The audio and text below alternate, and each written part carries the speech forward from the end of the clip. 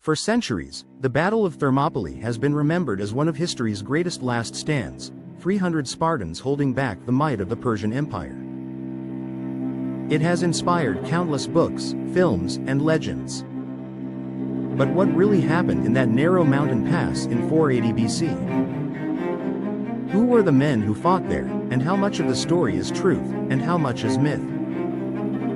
Our story begins with the rise of the Persian Empire. By the 5th century BC, Persia was the largest empire the world had ever seen, stretching from modern-day Turkey to India, from Egypt to Central Asia. Its ruler, King Xerxes I, commanded vast armies and resources. But across the Aegean Sea lay the small, divided city-states of Greece, fiercely independent, often fighting among themselves, but capable of uniting when threatened. 10 years earlier, Persia had tried to conquer Greece at the Battle of Marathon. There, against all odds, the Athenians had defeated the Persian army. Now, Xerxes wanted revenge, and he wanted to finish what his father, Darius, had started, the total conquest of Greece. The Greeks knew they could not face the Persian army in open battle. The numbers were too overwhelming. Ancient sources claim Xerxes brought millions of men, though modern historians estimate perhaps 100,000 to 250,000, still vastly outnumbering the Greeks. To stand a chance, the Greek city-states needed to block the Persians in narrow terrain where numbers mattered less. The perfect spot was Thermopylae, hot gates, a narrow pass between mountains and sea. And here entered Sparta. The Spartans were legendary warriors, trained from childhood in the brutal Agode system. To die in battle was considered the highest honor, and retreat was unthinkable. At the head of the Spartan force was King Leonidas, a descendant of Hercules, chosen to lead this desperate stand. But here is where myth meets fact.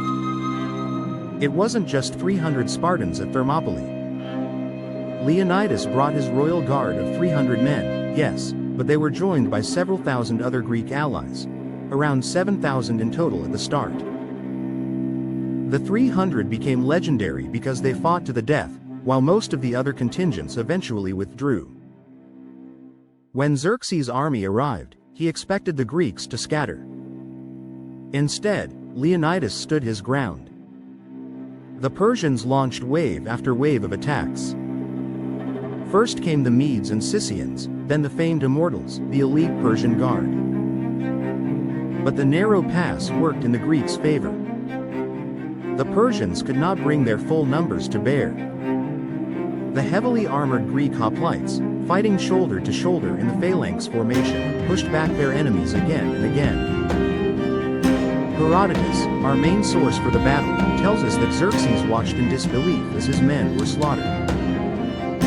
The Spartans fought with discipline and ferocity, feigning retreats and then counter-attacking. The pass became a killing ground, filled with Persian dead.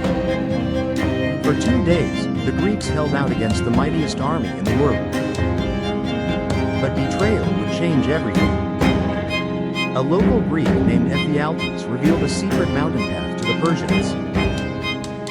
This trail allowed them to outflank the defenders and attack from behind.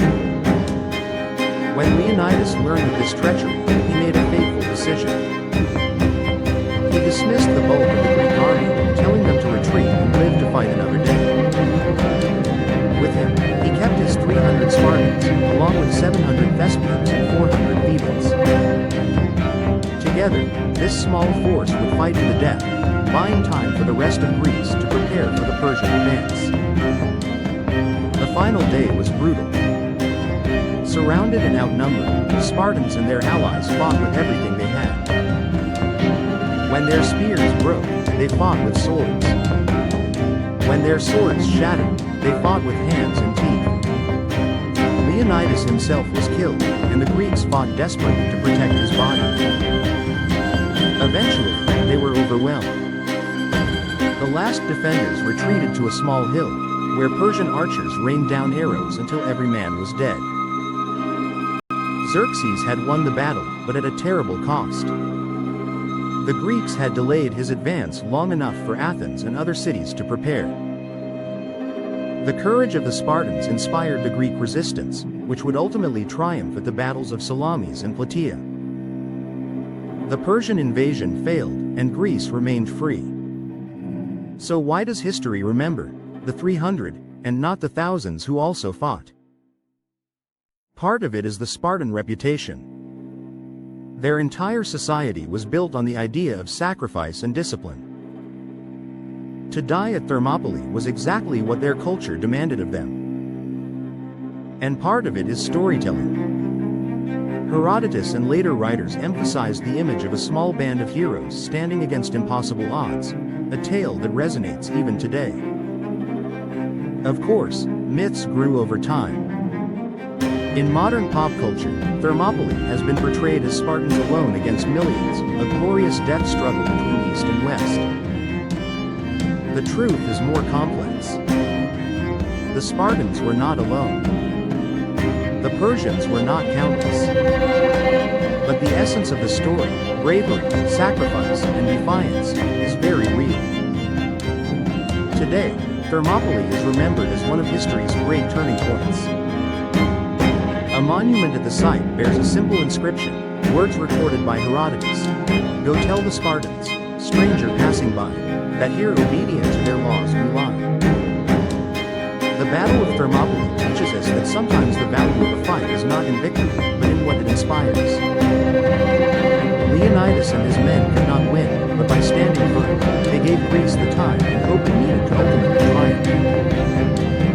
Their sacrifice echoes through history, a reminder that courage can outlast even the greatest empires. And that is the true story behind the 300 Spartans.